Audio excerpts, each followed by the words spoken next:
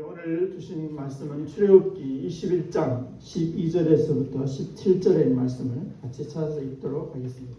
여러분, 이제 우리가 바울 서신이나 아니면 신약성경에 보면 율법이란 말이 참 많이 나옵니다.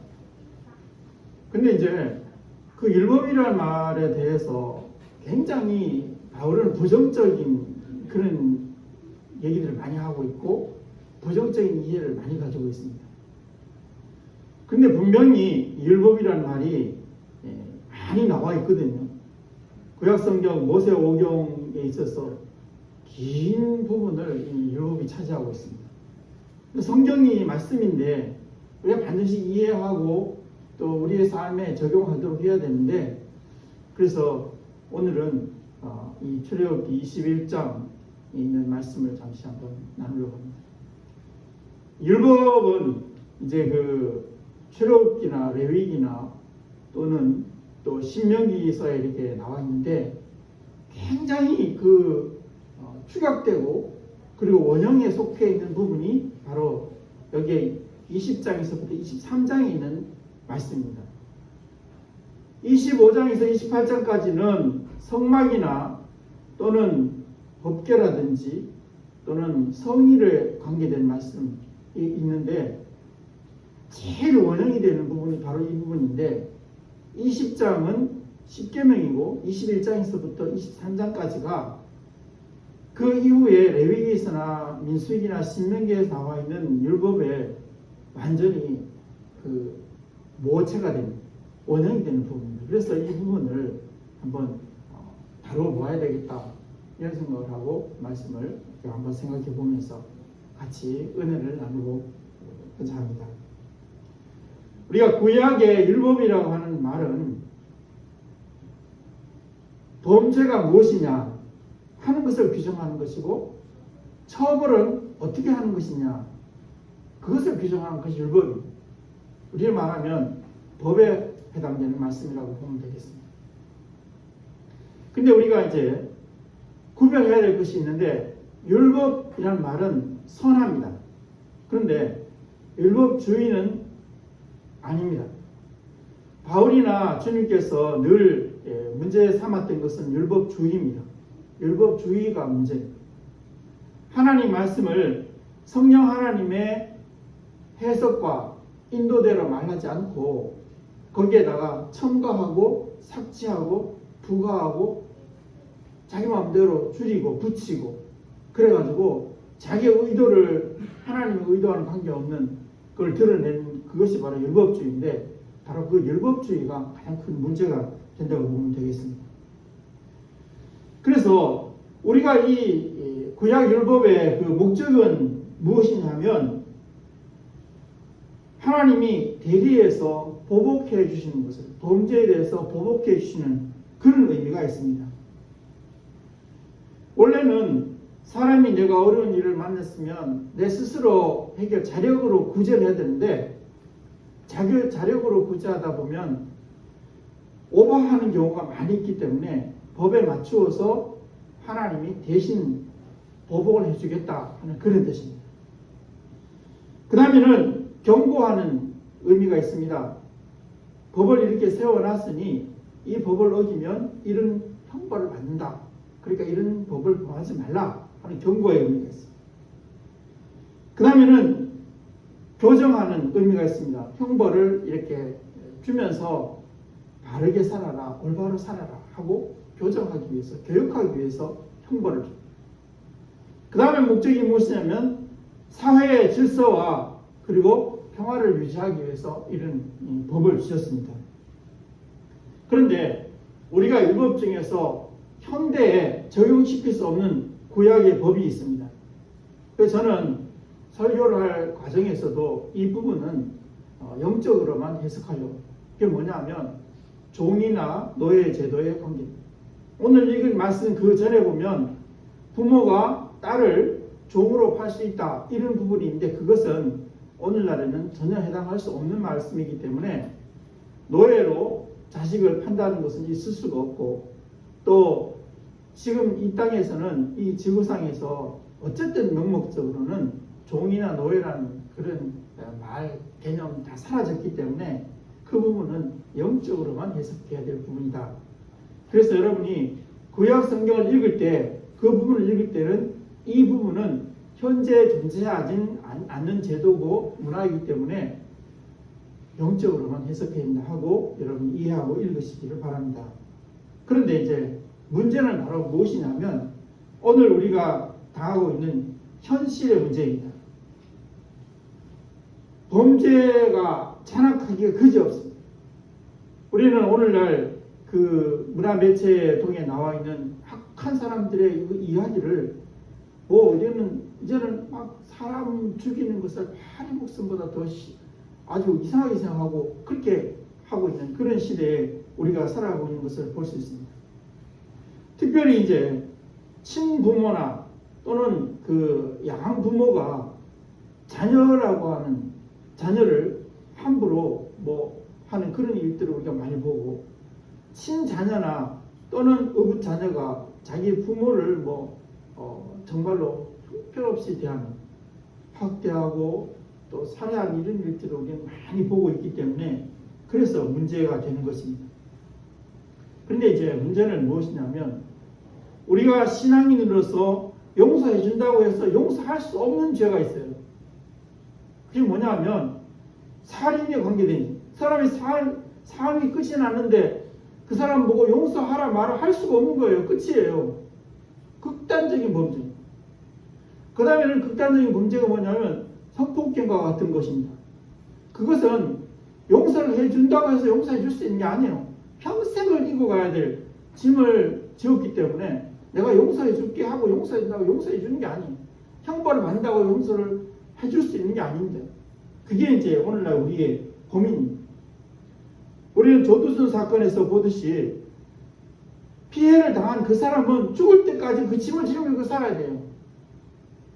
어떻게 하겠습니까? 기독교는 이거에 대해서 뭐라고 대답할 것인가? 우리의 그 현실 속에서 바라보는 이런 여러 가지 많은 일들을 바라보면서 1994년 이래로 이 땅에서는 사형제도가 없었습니다. 그 일부 기독교인들이나 또는 어떤 사람들 중에서는 사람의 생명을 함부로 빼앗는 것은 안 된다. 그래서 그 사람들을 사형시킨 제도를 없앴습니다. 그러면 여러분이 그 다 좋은데 그 사람의 살해를 한 사람, 그 범죄자의 인권은 그렇게 보장을 하고 그러면서 피해를 당한 사람의 인권은 없어요. 억울함은 없어요. 그 사람의 생명을 잃었는데 돌이킬 수 없는 그런 피해를 입었는데 그 사람에 대해서는 없어요. 그 사람은 아무런 자비도 억울한 그 희생에 대해서 대가도 아무것도 보상도 받지 못합니다. 그러니까 이게 불의한 것이 아니냐 그렇게 볼 수밖에 없다는 것입니다. 그냥 인권 선진국이라는 그 말 자체 때문에 그런 것들에 대해서 그렇게 쉽사리 함부로 용서해주고 자기가 그런 일을 안 당했으니까 용서해주라고 시민단체에서 막 이렇게 얘기를 하긴 하지만 자기 스스로 그런 일을 당하거나 자기 자신이 그런 일을 당했을 때는 어떻게 그런 말을 함부로 할 수 있겠냐. 그래서 우리는 이런 것에 대해서 성경이 과연 정말로 그렇게 말씀하고 있는가에 대해서 한번 생각해 볼 필요가 있는 것입니다. 인권 선진국이라고 해서 1994년 이래로 사람을 20명이나 죽였는데도 불구하고 여전히 그냥 나라의 세금을 가지고 밥을 먹고 잘 살고 있어요. 그렇게 하면 그 죽은 사람의 억울한 일과 그 부모와 그런 사람들의 그 주변 사람들의 억울한 일은 누가 책임질 거냐? 그렇게 말하면 책임이 되냐 이거죠. 우리는 이런 거에 대한 해결책을 다시 한번 생각해 봐야 되는데, 그러니까 그 감정에 따르자면, 그 당한 사람의 감정이나 부모의 감정을 따르자면 자력으로 구제할 수밖에 없어요. 총을 사가지고 칼을 사가지고 직접 해결할 수밖에 없어요. 내가 당한 만큼 눈은 눈으로, 이는 이로 그렇게 해서 할 수밖에 없는 거죠. 자, 우리는 이런 것에 대해서 고민을 가지게 될 수밖에 없는데, 우리는 성경에 대해서, 성경에서 이런 해답을 한번 생각해 볼 필요가 있습니다. 여러분, 사람의 그 범죄자의 인권을 그렇게 보호한다면 아브라함은 318명을 데리고 가서 자기 조카 롯이 이렇게 납치당할 때 가서 그 사람들을 칼싸움을 해서 그 사람들 죽이고 그 롯을 데리고 왔어요. 모세는 애굽 사람이 자기 민족을 친다고 해서 직접 죽였어요. 다윗은 블레셋 사람 200명을 죽였어요. 할례 그리고 결혼 때문에. 그리고 그 이후에도 많은 사람을 죽였어요. 그럼에도 불구하고 성경에서 하나님은 아브라함이나 모세나 다윗을 선지자라고 했어요. 너 사람 많이 죽였으니까 살인자다 이렇게 하지 않았어요. 우리는 이것에 대해서 다시 한번 생각해 볼 필요가 있는 것입니다.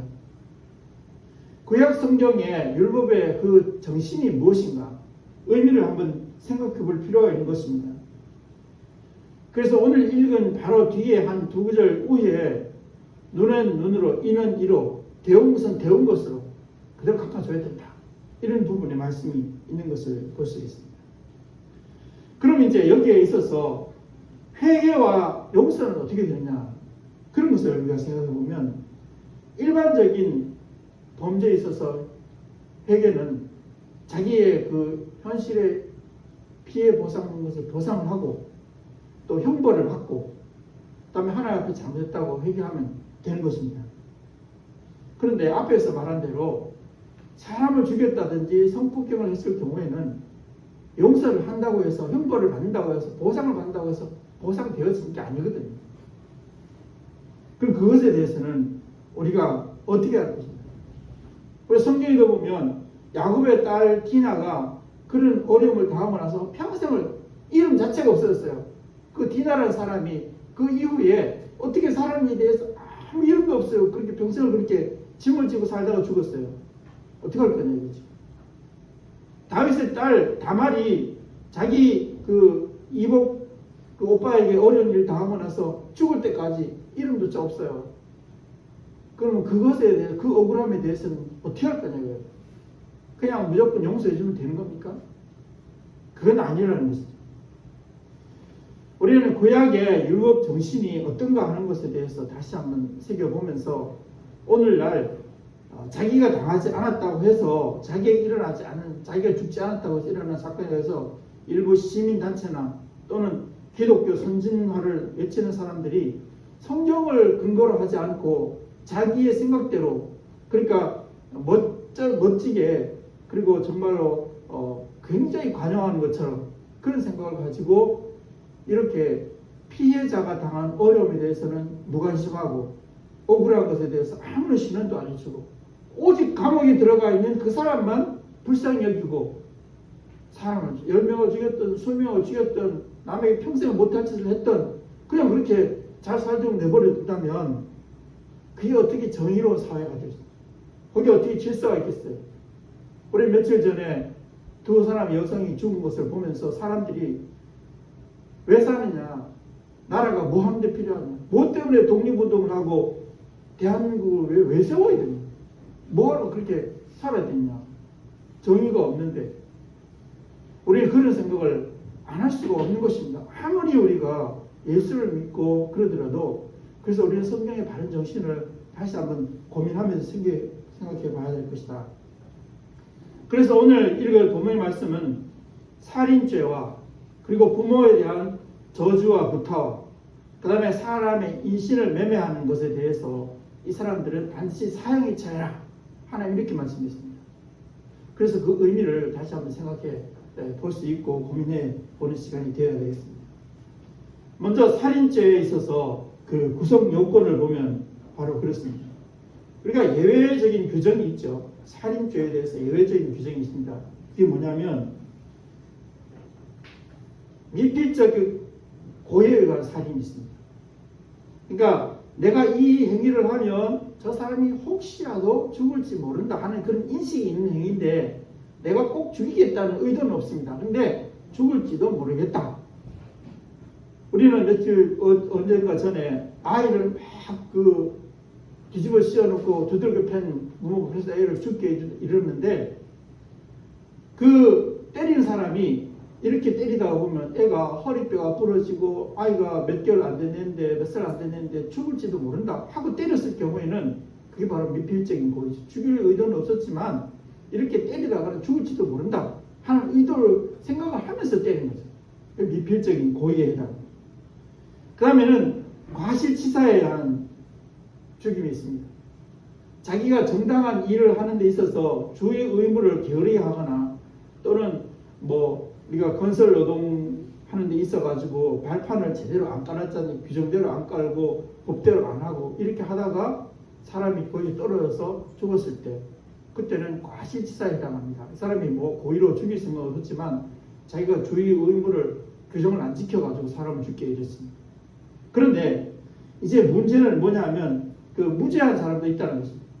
자기가 사회 법규나 상규상 이런 모든 일에 있어가지고 이거는 정당한 일이다.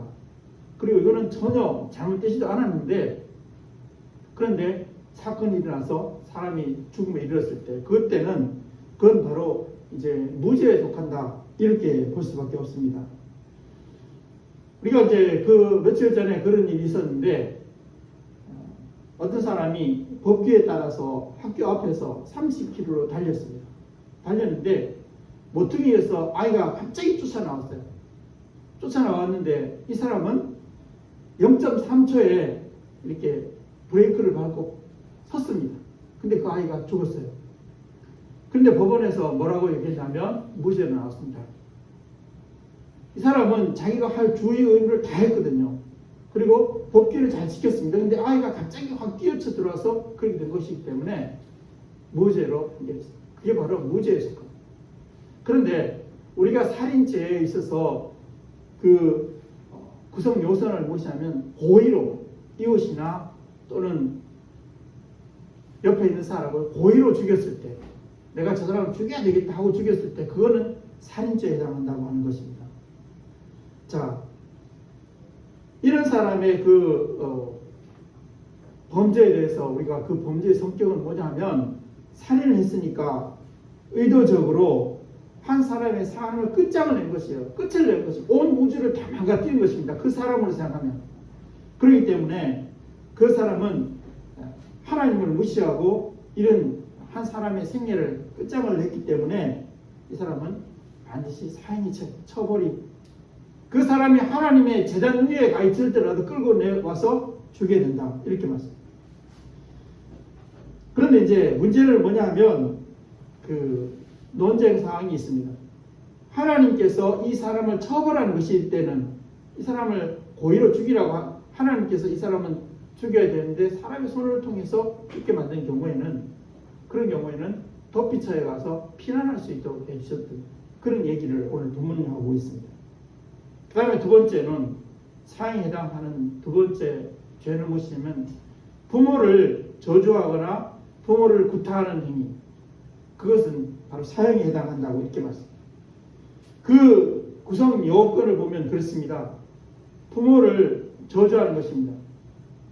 그러니까 부모에 대해서 저주라는 말이 뭐 우리가 뭐 별의별 저주의 말이 다 있겠죠. 그런 저주를 한다든지 또는 부모를 물리적으로 구타를 하는 것입니다.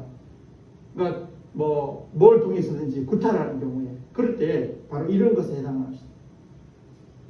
이런 범죄의 성격은 무엇이냐면 자기 자신의 존재를 부정하는 것입니다.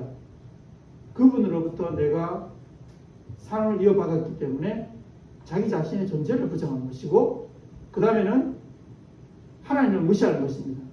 그것은 아버지가 정상적인 그 어머니가 정상적인 사람인데 정상적인 부모님을 정상적인 아버지 어머니를 저주하고 구타하는 것은 그것은 바로 이렇게 사형에 해당하는 죄다 하는 것을 말합니다.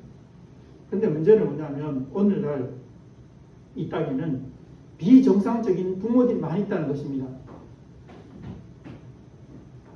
사회 법규를 벗어나고 윤리 도덕을 벗어나서 자녀에게 악행을 하고 폭행을 하고 이건 도저히 사랑이라고 할 수 없는 그래서 이 사회가 정신이 이상할 정도로 그런 부모가 너무너무 많습니다.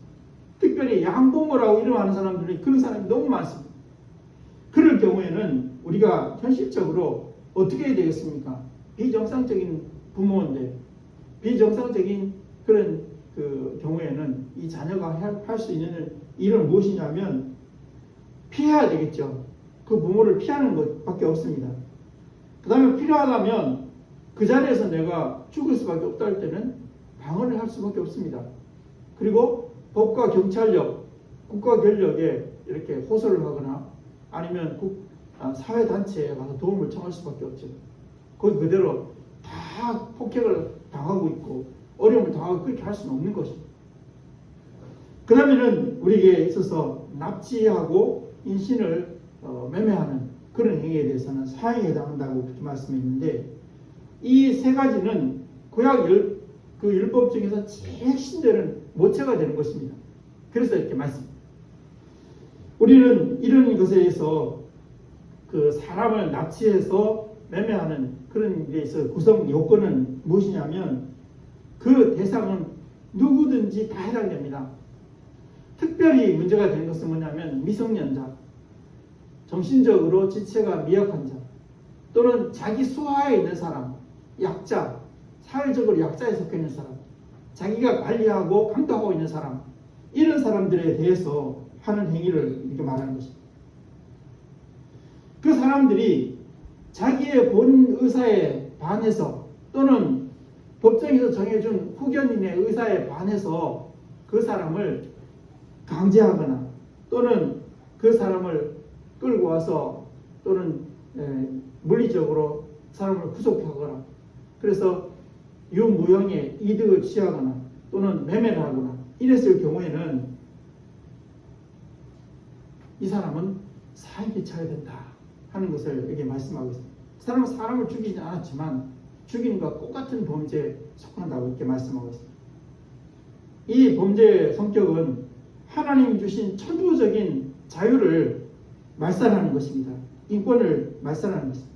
결국은 하나님 무시하는 것이라고 볼 수밖에 없을 것입니다. 근데 이제 여기서 논쟁거리가 될 수 있는 것은 뭐냐면 본인이나 후견인이 동의를 했다. 그렇기 때문에 이 불법이 아니다. 이렇게 말할 수 없습니다. 미성년자나 또는 정신적인 지체나 또 신체적인 지체를 가지고 있거나 사회 약자거나 또 이런 사람들에게서는 해당되지 않는 말. 그런 사람들을 이렇게 자기 의사에 반해서 그 사람에게 동의를 구했으니까 이렇게 했다. 무죄다. 무죄가 될 수가 없는 것입니다. 그래서 우리는 이런 여러 사회 현상들을 우리가 다시 한번 생각해 볼 필요가 있습니다. 오늘 이 사회가 너무너무 악하기 때문에 힘들고 어려운 이런 시절을 우리가 지나가고 있기 때문에 우리는 성경에서 말하는 주님의 용서, 주님의 사랑, 그것과 이런 것과를 대비해서 바른 이해를 가지고 있습니다. 그럼 여러분 생각을 해보세요. 그렇게 그 불법을 행한 사람, 사람을 그렇게 많이 죽여도 문제가 안 되는 사람, 폭행하고도 문제가 안 되는 사람을 생각해 본다면, 그러면 전쟁을 통해서 우리가 제1차, 2차 세계대전 통해서 제1차 세계대전 때 프랑스하고 독일과의 전쟁에서는 하루에 그 9만 명씩 10만 명씩 죽어 나왔습니다. 그리고는 독일과 또 소련이 전쟁한 350만 명씩 죽었어요. 일본과 미국이 전쟁 일본 사람들이 350만 명, 미국 사람들이 70만 명까지 죽었어요. 중국 사람, 우리나라 사람 죽은 건 그건 계산도 할 수 없을 정도로 많이 죽었어요.